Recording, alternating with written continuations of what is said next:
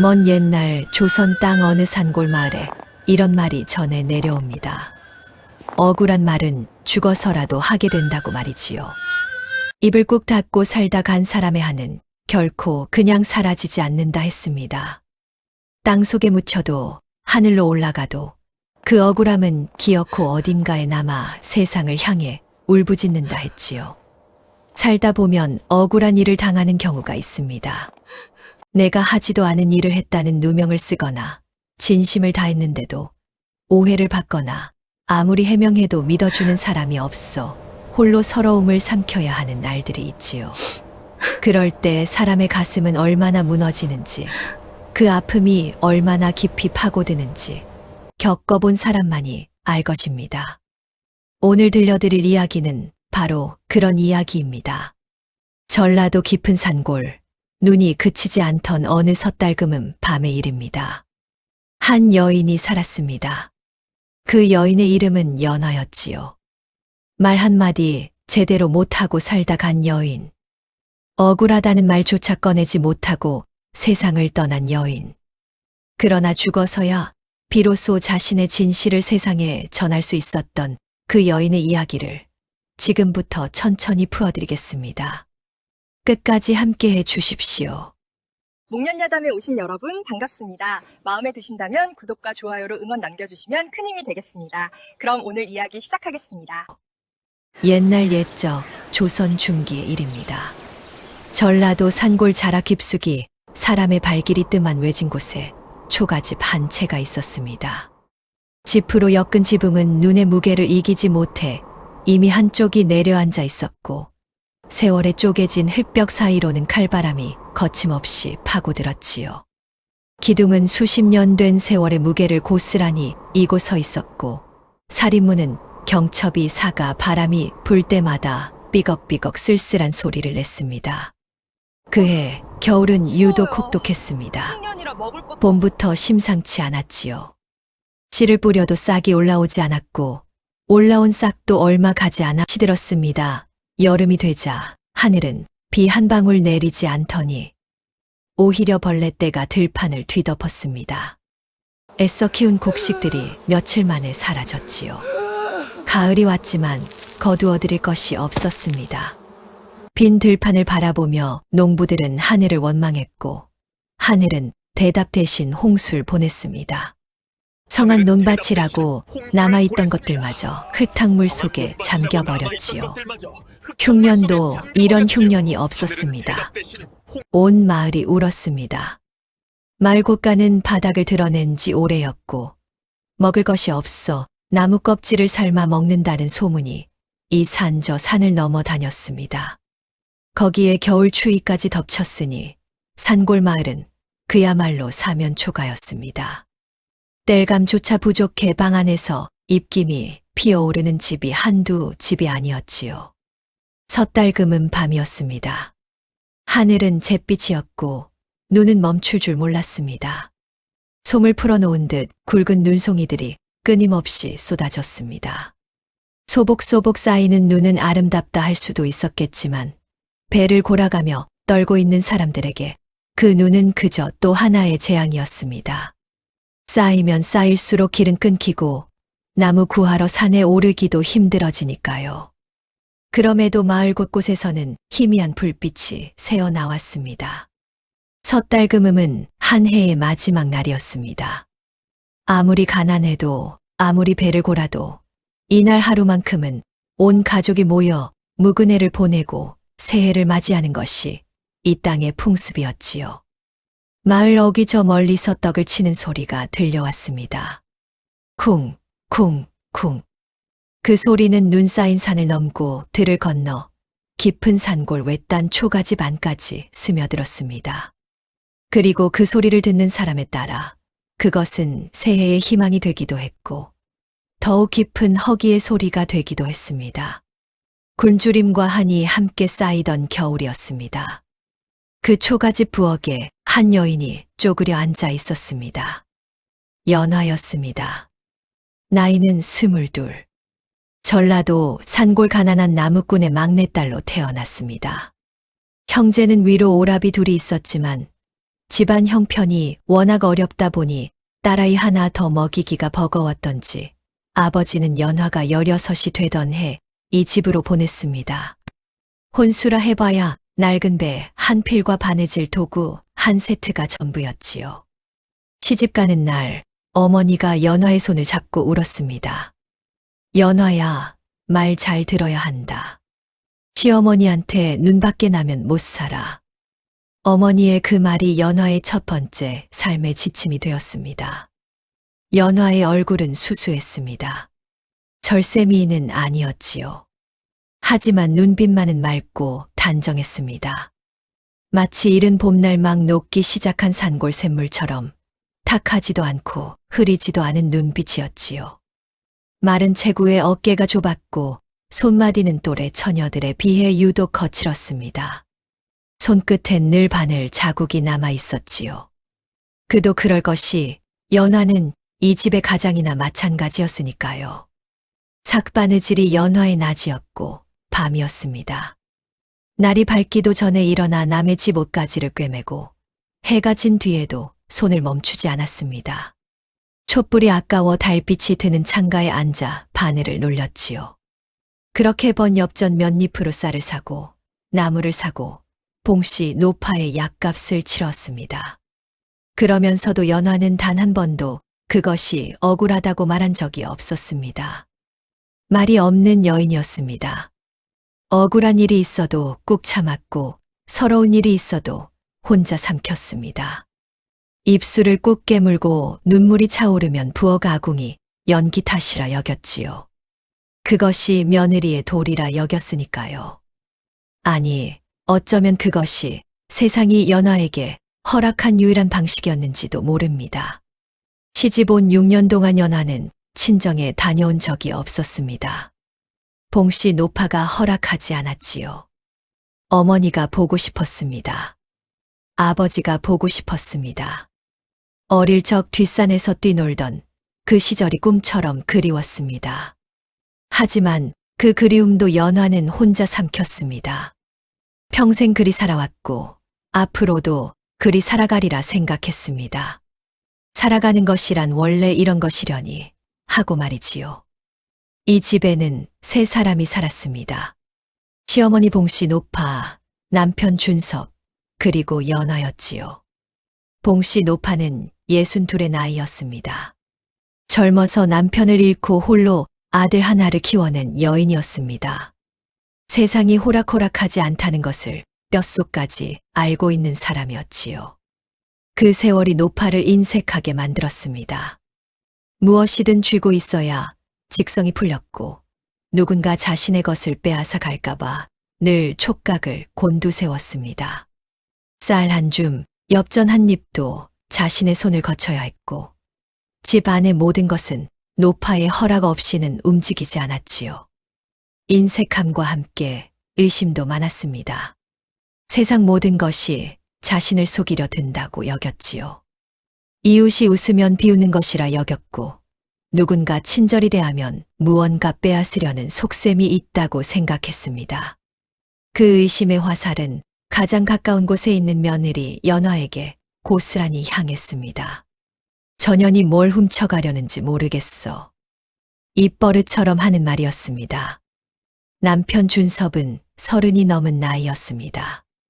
과거를 보겠다는 뜻을 품고 글을 읽었지만 글재주가 특출난 것도 아니었고 그렇다고 딱히 다른 재주가 있는 것도 아니었습니다.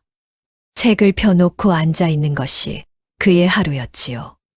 집안일에는 눈을 감았습니다. 쌀이 떨어졌는지, 땔감이 부족한지, 아내가 굶주리는지, 추위에 떠는지 그런 것은 준섭의 눈에 들어오지 않았습니다. 나쁜 사람은 아니었습니다. 그저 보지 않으려 했을 뿐이지요. 불편한 것을 외면하는 것이 몸에 밴 사람이었습니다. 그나마 연화에게 위로가 되어준 것은 이웃 오시댁 며느리 복순이었습니다. 복순은 연화보다 나이가 3살 많았습니다. 입이 좀 컸지만 마음은 따뜻했지요. 장날이면 일에 연화의 손을 끌어당기며 함께 걸었고 연화가 풀이 죽어 있을 때면 자기 집 된장찌개라도 한 그릇 퍼 가지고 왔습니다. 연화가 말을 못하는 대신 복순이 말을 많이 했지요. 그 수다스러운 말들이 연화에게는 큰 위로가 되었습니다. 연화야, 저 할망구 봉씨가 또 뭐라 했냐 말해봐. 내가 대신 화내줄게. 그런 말을 하며 복순은 연화를 웃기려 했습니다. 연화가 빙그레 웃으면 복순도 흐뭇하게 웃었지요. 사랑 없는 집이었습니다. 믿음 없는 집이었습니다. 숨조차 죄가 되는 곳이었지요. 그러나 연화는 그 집에서 하루하루를 버텨냈습니다. 복순의 웃음과 바늘 끝에 매달린 작은 희망을 붙잡고서 말이지요. 연화의 하루는 날이 채 밝기도 전에 시작되었습니다. 달기 첫 회를 치기도 전 사위가 고요한 새벽 어스름에 연화는 눈을 떴습니다. 그것이 몸에 밴 지 오래였지요. 자리에서 일어나면 먼저 물동이를 들고 우물로 향했습니다. 겨울 아침 우물물은 손이 떨어져 나갈 것처럼 차가웠습니다. 두레박을 올리는 손이 뻐근해도 연화는 얼른 물을 길어다 부엌에 내려놓고 아궁이 앞에 쪼그려 앉았습니다. 불을 지피는 일은 언제나 쉽지 않았습니다. 겨울에는 장작이 얼어 있어 불씨가 잘 붙지 않았습니다.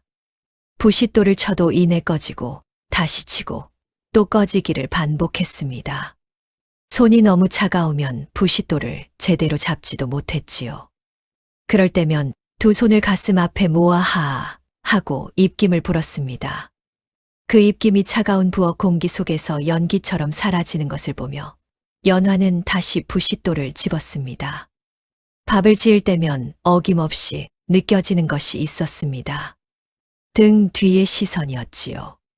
부엌과 안방 사이 흙벽에는 손가락 하나가 들어갈 만한 작은 구멍이 뚫려 있었습니다. 언제 생긴 것인지는 알 수 없었습니다. 하지만 연화는 알고 있었습니다. 봉씨 노파가 그 구멍으로 며느리를 감시한다는 것을 말이지요. 쌀을 얼마나 퍼넣는지, 국에 무엇을 넣는지, 혹시나 몰래 집어먹는 것은 없는지, 그 조그만 구멍으로 노파의 눈이 쉴 새 없이 움직였습니다. 그 시선이 느껴질 때마다 연화의 몸이 굳었습니다. 소태쌀을 퍼넣다가도 손이 멈칫했고, 나무를 다듬다가도 어깨가 움츠러들었지요. 무언가 잘못하기라도 하면 한바탕 소리가 쏟아질 것을 알았으니까요. 밥은 늘 적었습니다. 봉씨 노파는 밥을 퍼줄 때마다 그릇것만 겨우 덮일 만큼 담았습니다. 그것도 노파 자신의 것을 먼저 넉넉히 담고 아들 준섭의 것을 그 다음으로 담고 맨 마지막에 남은 것을 연화에게 주었지요. 연화의 그릇에 밥이 제대로 담긴 날이 별로 없었습니다. 일을 제일 많이 하는 사람이 제일 적게 먹었습니다. 연화는 배가 고파도 내색하지 않았습니다. 더 달라는 말도 적다는 말도 하지 않았지요. 그저 작은 밥 한 술 한 술을 천천히 씹었습니다. 오래 씹으면 조금 더 배가 차는 것 같았으니까요. 그리고 밥상을 물리고 나면 다시 바늘을 들었습니다. 먹지 못한 밥이 쌓일수록 연화의 가슴 속에 원한도 조금씩 쌓여갔습니다. 연화는 그 원한을 억누르며 오늘도 바늘을 들었습니다. 손끝이 시려도 눈앞이 흐려도 바늘은 멈추지 않았습니다. 남의 집 혼례복을 꿰매며 연화는 가끔 생각했습니다. 자신의 혼례날이 있었던가 하고요. 16세 이 집 문지방을 넘던 날 연화에게 설레는 마음이 있었던가 하고요. 이제 그 기억조차 희미했습니다. 섣달금음이 되자 마을 전체가 달라진 냄새를 풍겼습니다. 가래떡 냄새였습니다. 떡국 끓이는 냄새였지요. 가난한 마을이었지만 그래도 한 해의 마지막 날 떡국 한 그릇은 끓여 먹어야 한다는 것이 이 땅의 오랜 풍습이었습니다. 떡국 한 그릇을 먹어야 나이 한 살을 제대로 먹는 것이라 했지요. 여기저기 집집마다 가래떡 써는 소리가 들려왔습니다. 타닥타닥 굴 피우는 소리, 쏴 물 끓는 소리, 그 위로 구수한 사골 냄새가 찬 바람을 타고 골목골목을 가득 채웠습니다. 그 냄새가 산을 넘어 연화의 코끝에까지 닿았습니다. 연화는 아궁이 앞에 서서 잠시 눈을 감았습니다. 어릴 적 어머니가 끓여주시던 떡국 생각이 났습니다. 가난한 집이었지만 섣달그만큼은 어머니가 쌀 한 줌을 아껴 떡국을 끓였지요. 뽀얀 국물에 가래떡 몇 조각, 그 위에 달걀 한 개를 풀어 넣어준 것이 전부였지만 그것이 얼마나 맛있었는지 모릅니다. 온 가족이 둘러앉아 그 한 그릇씩을 먹으며 새해 인사를 나누던 기억이 스쳤습니다. 연화는 눈을 떴습니다. 그리고 부엌 항아리를 열어보았습니다. 비어 있었습니다. 찬장을 열어보았습니다. 된장 한 줌과 말라붙은 나물 조금이 전부였지요. 삭바느질로 번 엽전은 이미 진즉의 봉씨 노파 약값과 이달 쌀값으로 사라졌습니다. 남은 것이 없었습니다. 이 섣달금음 연화의 집에는 떡국을 끓일 재료가 없었습니다. 안방에서 봉씨 노파의 기침 소리가 들렸습니다. 콜록콜록.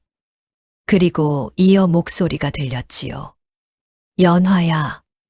예, 어머님. 오늘이 금음인디 어쩔 것이냐. 동네 사람들은 다 떡국을 끓인다는디 이 집만 못 끓이면 창피하지 않겠냐. 어디서 쌀이라도 구워다가 떡국을 끓여야 하지 않겠냐. 연화는 아무 말도 하지 않았습니다. 쌀이 어디서 생겨나겠습니까? 꿀어 갈 곳도 없었고 구워준다 해도 갚을 형편도 되지 않았습니다. 그저 입술을 꾹 깨물고 빈 항아리만 바라보았지요. 바깥에서는 여전히 눈이 내리고 있었습니다. 저녁 무렵 살인문 밖에서 소리가 들렸습니다. 연화야, 연화야. 있냐? 복순의 목소리였습니다. 연화는 부엌에서 나와 살인문을 열었습니다. 복순이 두 손으로 무언가를 조심스레 들고 서 있었습니다. 뚝배기였지요. 온기가 느껴졌고 뚜껑 가장자리에서 모락모락 김이 새어 나왔습니다. 복순의 뺨은 추위에 발갛게 물들어 있었는데 그 위로 따뜻한 웃음이 번지고 있었습니다. 그 위로 따뜻한 웃음이 번지고 있었습니다. 우리 집 떡국 좀 넉넉하게 끓였어. 너희 것도 가져왔네. 연화는 말을 잃었습니다. 뚝배기 뚜껑을 살짝 들어보았습니다. 뽀얀 국물이 찰랑였고 가래떡이 소복이 담겨 있었습니다. 파송송 달걀 지단이 노랗게 얹혀 있었지요. 그 소박한 한 그릇이 연화의 눈을 촉촉하게 만들었습니다. 목이 메었습니다. 고맙소. 겨우 그 한마디뿐이었습니다. 하지만 복수는 알았습니다. 연화가 얼마나 감사해야 하는지를. 연화의 눈빛이 그 모든 것을 말하고 있었으니까요. 괜찮아. 이웃끼리 그러는 거지 뭐. 어머님이랑 서방님이랑 같이 먹어라. 몸 따뜻하게 해라이. 복수는 씩 웃고는 돌아갔습니다. 연화는 뚝배기를 두 손으로 받쳐 들고 부엌으로 들어왔습니다. 온기가 손바닥을 타고 올라왔지요. 오랜만에 느껴보는 따뜻함이었습니다. 하지만 선뜻 먹을 수가 없었습니다. 이 집에 시어머니도 있고 남편도 있는데 혼자 먼저 들이켜는 것이 마음에 걸렸지요. 먼저 여쭤봐야 했습니다. 어머님께 이 사실을 알리고 세 사람이 나눠 먹어야 할지 아니면 어머님께 먼저 올려야 할지 여쭤봐야 했지요. 연화는 잠시 생각하다가 뚝배기 위에 바가지를 엎어 덮었습니다. 식지 않도록 덮어두고 물이라도 한 바가지 떠다 놓아야겠다 싶었지요. 연화는 바가지를 내려놓고 물동이를 들었습니다. 그리고 부엌 뒤편 우물 쪽으로 향했습니다. 우물은 집 뒤편 축대 아래에 있었습니다. 연화는 두레박을 내리고 찬물을 길어 올렸습니다. 밧줄이 손바닥을 파고들 만큼 차가웠습니다. 두레박이 우물벽에 부딪히는 소리가 텅 빈 겨울 저녁에 크게 울렸습니다. 연화는 물을 기러동이에 채우고 잠시 허리를 폈습니다. 우물 너머로 마을 집들의 불빛이 보였지요. 집집마다 창호지에 따뜻한 빛이 배어 나왔습니다. 그 빛이 유독 아름다워 보이는 밤이었습니다. 물동이를 이고 돌아오는데 그리 오랜 시간이 걸리지 않았습니다. 잠깐이었지요. 많아야 10번 발걸음을 옮긴 거리였습니다. 그런데 부엌 앞에 다가선 연화의 발이 멈추었습니다. 무언가 이상했습니다. 부엌 안에서 소리가 났습니다. 뚝배기 부딪히는 소리, 그리고 후다닥 달리는 발소리였지요. 연화는 황급히 부엌으로 들어갔습니다. 바가지가 엎어져 있었습니다. 뚝배기가 기울어져 있었고 그 안은 텅 비어 있었습니다. 뽀얀 국물도 가래떡도 달걀 지단도 흔적조차 남지 않았지요. 국물이 바닥으로 흘러내려 돌바닥에 번진 채로 식어가고 있었습니다. 연화는 눈을 크게 떴습니다. 그때였습니다. 부엌 귀퉁이에서 무언가 후다닥 빠져나가는 소리가 들렸습니다. 살인문 쪽이었지요. 연화가 고개를 돌렸을 때 꼬리 하나가 살인문 틈새로 사라지는 것이 보였습니다. 누렁개였습니다. 옷시댁 누렁개였지요. 살이 쪄 배가 통통한 그 개가 헐거운 살인문 틈새로 몰래 들어온 것이었습니다. 뚝배기 위에 덮인 바가지를 코로 밀어내고 떡국을 몽땅 핥아 먹은 것이었습니다. 연화는 그 자리에 천천히 주저앉았습니다. 눈물도 나오지 않았습니다. 울 기운도 없었지요. 그저 텅 빈 뚝배기를 들여다보았습니다. 바닥에 국물 자국만 남아 있었습니다. 복순이 건네준 따뜻한 온기가 이 섣달금은 밤에 이 집에서 먹을 수 있었던 유일한 따뜻한 음식이 그렇게 사라져 버렸습니다. 연화는 한참 그 자리에 앉아 있었습니다. 그때 안방에서 목소리가 들려왔습니다. 연화야. 봉씨 노파였습니다. 연화는 천천히 일어나 손을 치마에 닦고 방 앞으로 나아갔습니다. 예, 어머님. 옷신에서 떡국 가져왔다지. 어서 내놓거라. 연화는 순간 눈을 내리깔았습니다. 노파가 어떻게 알았는지 아마도 복순이 들어오고 나가는 것을 문구멍으로 보았겠지요. 아니면 복순의 목소리를 들었을 것입니다. 연화는 잠시 어떻게 말해야 할지 생각했습니다. 그리고 천천히 입을 열었습니다. 어머님, 죄송합니다. 잠깐 물을 기르러 간 사이에 옷신에 개가 살인문으로 들어와서 뚝배기에 담긴 것을 다 먹어버렸습니다. 방 안이 잠시 고요해졌습니다. 연화는 그 고요가 두려웠습니다.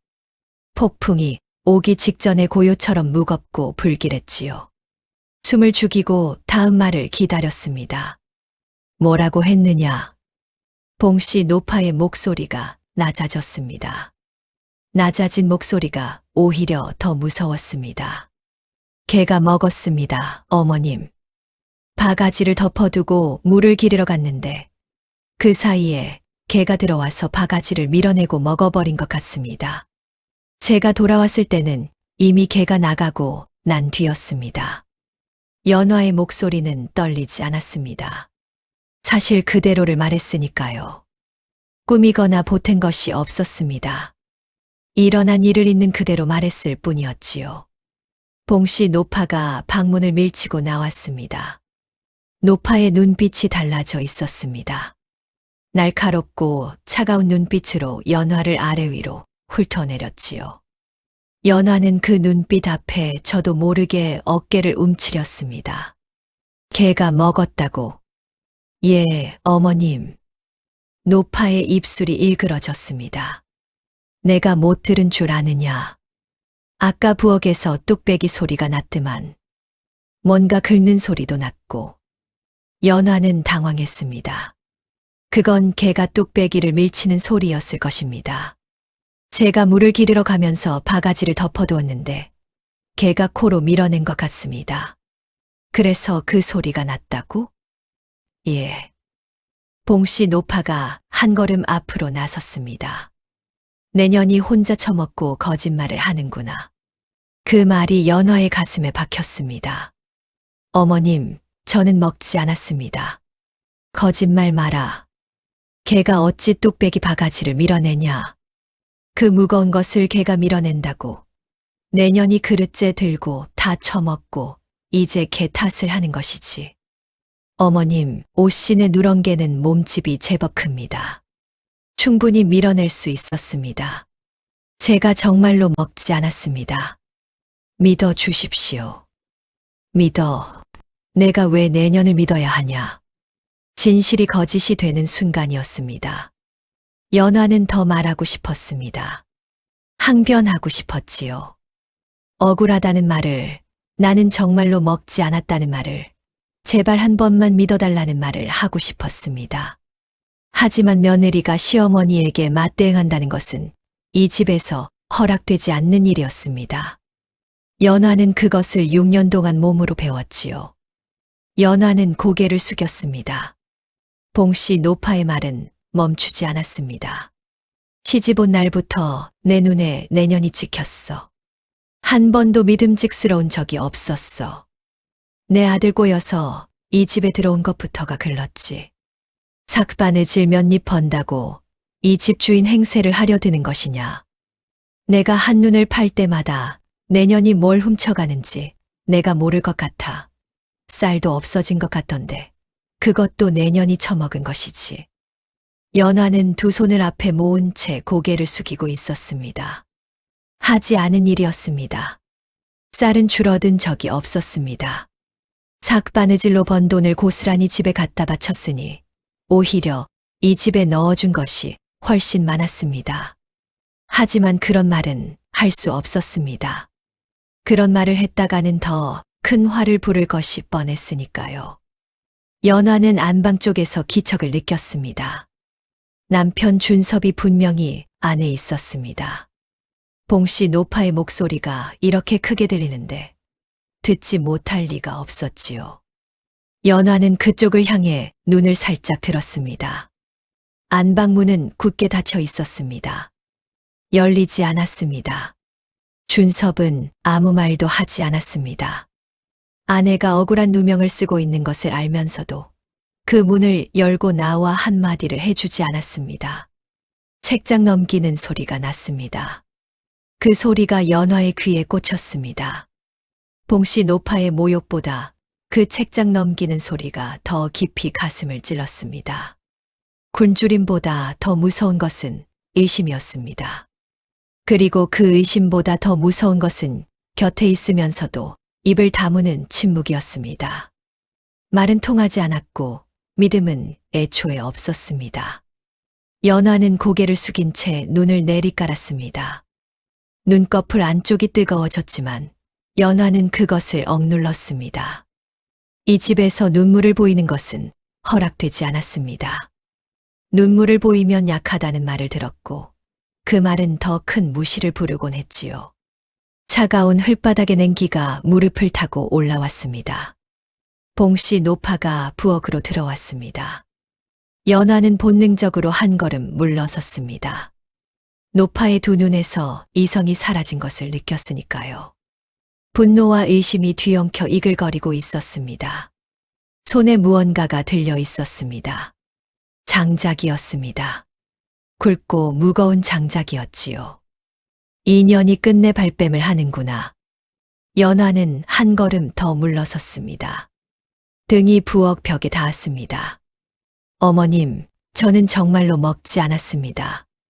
부디 믿어 주십시오. 닥쳐라. 장작이 내리쳤습니다. 등이었습니다. 둔탁한 소리와 함께 연화의 몸이 앞으로 꺾였습니다. 통증이 등 전체로 번졌습니다. 숨이 막혔습니다. 연화는 두 손으로 부엌 바닥을 짚었습니다. 어머님, 다시 장작이 내려왔습니다. 어깨였습니다. 연화의 몸이 더 아래로 꺾였습니다. 팔꿈치가 바닥에 닿았지요. 신음조차 나오지 않았습니다. 아파서가 아니었습니다. 이 집에서 아픔을 소리로 낼 권리가 없다는 것을 연화는 오래전에 배웠으니까요. 이 집에서 먹고 자는 것도 분에 넘치는 것이 죄도 없이 거짓말에 도둑질까지. 세 번째 장작이 올라갔습니다. 연화는 고개를 들었습니다. 마지막으로 안방 쪽을 바라보았지요. 문은 여전히 닫혀 있었습니다. 그리고 장작이 내려왔습니다. 머리였습니다. 연화는 그대로 무너졌습니다. 차가운 부엌 바닥 위에 옆으로 쓰러졌지요. 마지막으로 깜박인 눈꺼풀이 천천히 내려앉았습니다. 눈앞이 어두워졌습니다. 아궁이 재불이 마지막 불씨를 내어뿜다 꺼져가고 있었습니다. 연화는 아무 말도 하지 못한 채 식어갔습니다. 부엌 바닥은 차가웠습니다. 돌을 깔아놓은 바닥이었는데 겨울이면 그 돌이 얼음처럼 차가워졌지요. 아궁이 불도 이미 꺼진 지 오래였습니다. 섣달금은 밤바람이 깨진 흙벽 틈새로 스며들어 연화의 뺨을 쓸었습니다. 연화의 손은 바닥을 짚은 모양 그대로 굳어가고 있었습니다. 그 손은 많은 일을 해온 손이었습니다.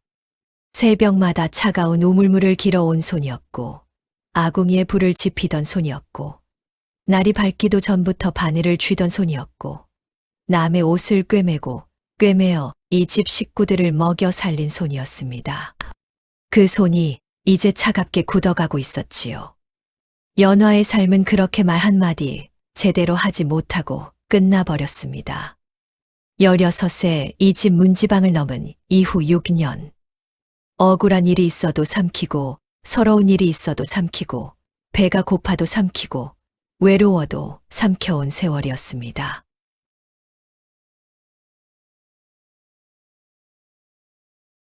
어머니가 보고 싶다는 말도 삼켰고, 남편이 한 번만 내 편이 되어 달라는 말도 삼켰습니다. 먹지도 못한 떡국 한 그릇. 가져오지도 않은 거짓말. 개가 먹었다는 진실. 그 진실을 끝내 믿지 않은 사람들. 연화의 가슴 속에는 평생 삼킨 말들이 가득 찼습니다. 그 말들이 목구멍을 막고 있었지요. 억울하다는 말, 나는 아무것도 훔치지 않았다는 말, 딱 한 번만 믿어달라는 말, 나도 따뜻한 밥 한 그릇 배불리 먹고 싶다는 말, 어머니 보고 싶다는 말, 나는 이 집에서 가장 열심히 살았다는 말. 그 모든 말들이 차갑게 얼어붙어 연화와 함께 식어갔습니다. 바깥에서는 여전히 눈이 내리고 있었습니다. 솜처럼 부드럽게 소리도 없이 세상을 하얗게 덮어가고 있었습니다. 밤이 깊어 자시가 가까워질 무렵이었습니다. 안방에서 준섭이 몸을 일으켰습니다. 책을 읽다가 목이 말랐지요. 물이나 한 잔 마시러 부엌에 나가려 했던 것입니다. 안방 문을 열었습니다. 마당은 눈으로 가득했습니다. 달빛이 그 위에 내려앉아 하얗게 빛나고 있었지요. 준섭은 잠시 그것을 바라보다가 부엌 쪽으로 발을 옮겼습니다. 그때 발이 멈추었습니다. 부엌 문이 열려 있었습니다. 그리고 그 안에 무언가가 있었습니다. 처음에는 어둠 때문에 잘 보이지 않았지요. 준섭은 눈을 비볐습니다. 형체가 보였습니다. 사람이었습니다. 바닥에 쓰러진 사람이었습니다. 준섭은 달려갔습니다. 연화야. 무릎을 꿇고 흔들었습니다. 대답이 없었습니다. 더 세게 흔들었습니다. 여전히 없었지요. 준섭은 연화의 얼굴을 두 손으로 감쌌습니다. 차가웠습니다. 뺨이 차가웠습니다. 목덜미도 차가웠습니다. 손이 차가웠습니다. 살아있는 사람의 온기가 없었습니다. 연화야. 준섭이 울부짖었습니다. 처음이었습니다. 평생 한 번도 아내를 위해 울어본 적 없는 사람이 그날 밤 처음으로 울었습니다.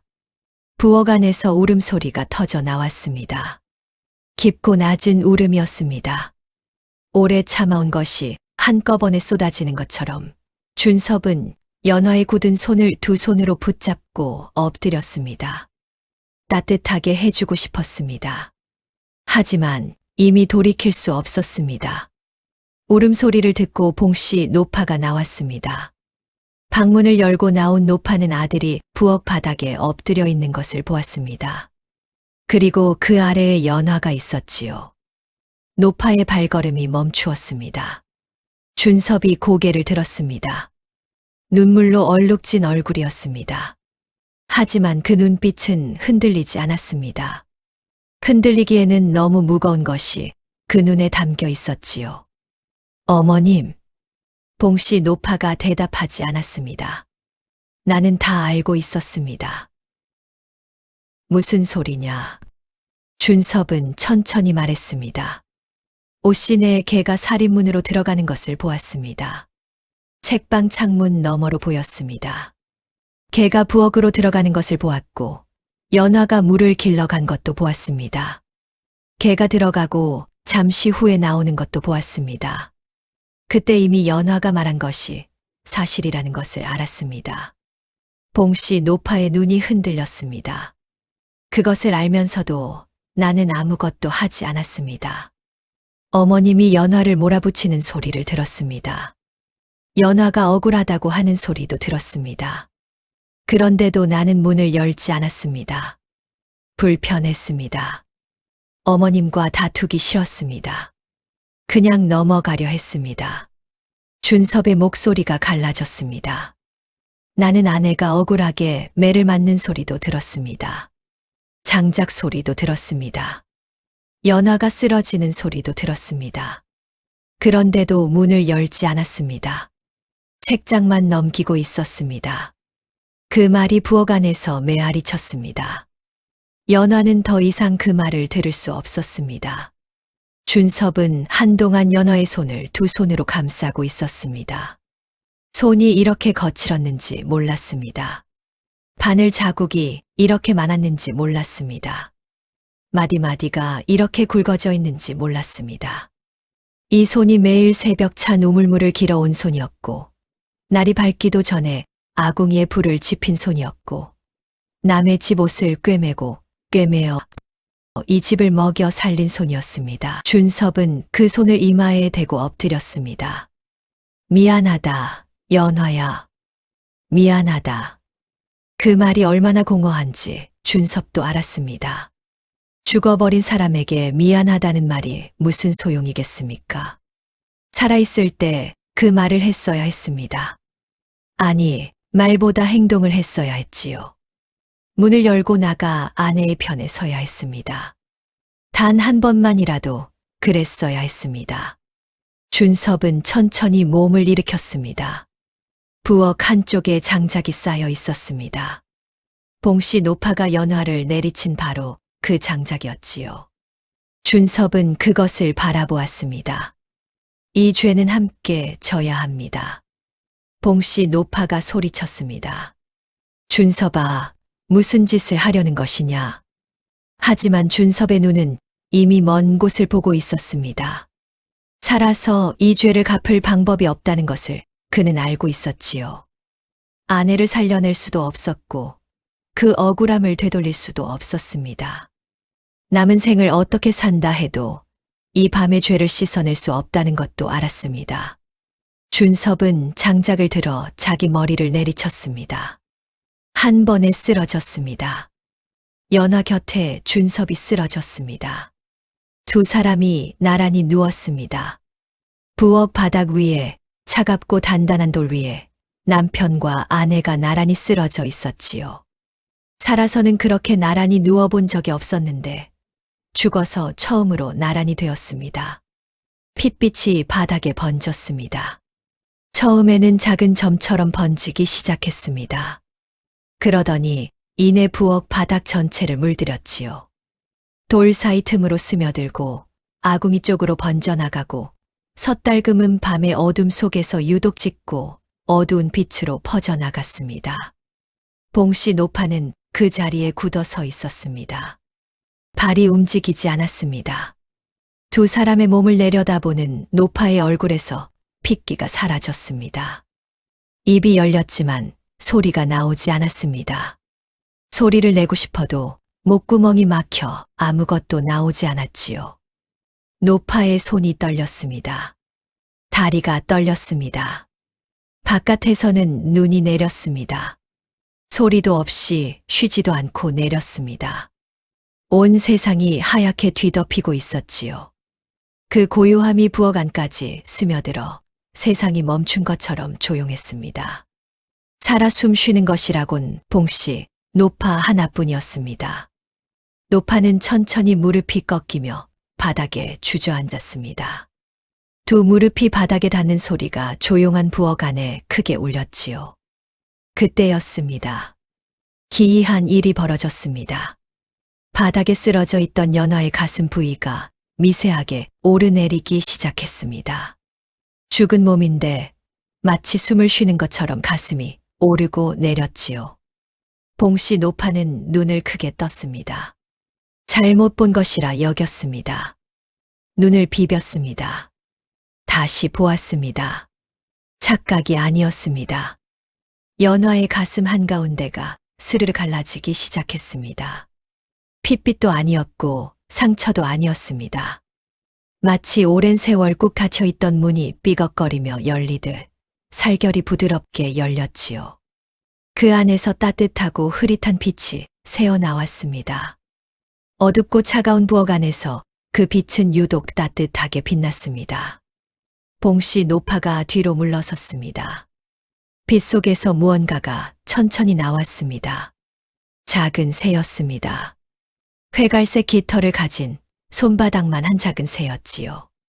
새는 연화의 가슴에서 나오며 날개를 한 번 파르르 떨었습니다. 그리고 한 번 더 떨었지요. 새는 잠시 연화의 가슴 위에 앉아 있었습니다. 마치 오래 살던 자리를 마지막으로 한 번 더 바라보는 것처럼 고개를 한 번 들었다 내렸습니다. 그리고 날개를 펼쳤습니다. 부엌 안을 한 바퀴 천천히 돌았습니다. 낮게, 아주 낮게 날며 돌았지요. 봉씨 노파 앞을 스치듯 지나갔습니다. 노파는 손으로 입을 막았습니다. 이번에는 준섭의 가슴이 열렸습니다. 같은 빛이었지만 조금 더 어두운 빛이었지요. 준섭의 가슴에서 나온 새는 연화의 새보다 빛깔이 조금 더 짙었습니다.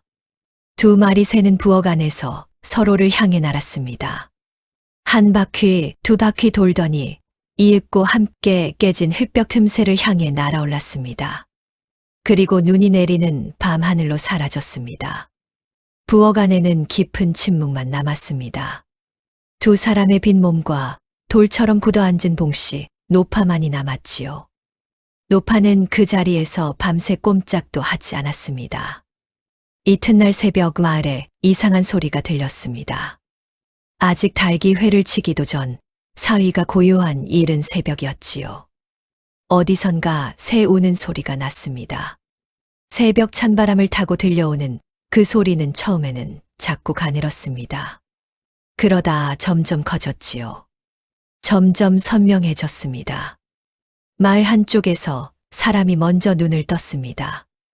이 시간에 웬 새 소리인가 싶어 문을 빼꼼 열었더니 처마 끝에 작은 새 한 마리가 앉아 있었습니다. 회갈색 깃털의 새였지요. 또 다른 집에서도 문을 열었습니다. 그 집 울타리 위에도 같은 새가 앉아 있었습니다. 마을 어귀 큰 나무 가지 위에도 앉아 있었습니다. 두 마리였습니다. 늘 두 마리였지요. 사람들이 다가가도 날아가지 않았습니다. 그저 그 자리에서 울고 또 울었습니다. 그런데 그 울음소리가 이상했습니다. 떡국, 떡국. 분명히 그렇게 들렸습니다. 새소리인데 영락없이 사람의 말처럼 들렸지요. 마을 사람들은 서로 얼굴을 마주 보았습니다. 저 새가 뭐라 하는 것이오? 떡국이라 하는 것 같소이다. 분명히 떡국이라 합니다. 새가 사람 말을 한다는 말이오? 사람들이 술렁였습니다. 그리고 또 다른 울음이 들렸습니다. 오게게, 오게게, 오게게. 그게 무슨 말이오?